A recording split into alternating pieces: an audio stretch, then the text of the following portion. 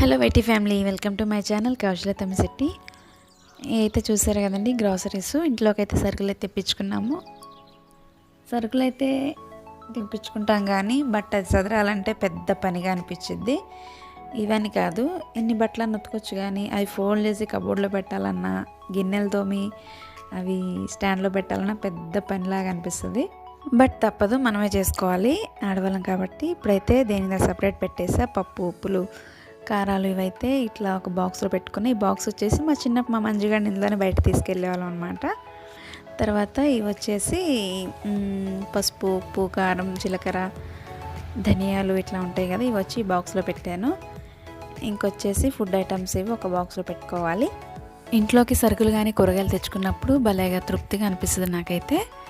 ఇది ఈరోజు వీడియో. మా వీడియో కనుక నచ్చితే ప్లీజ్ ఒక లైక్ చేసి, వీడియో నచ్చి సబ్స్క్రైబ్ చేసుకోండి. Thank you for watching. Bye bye. Take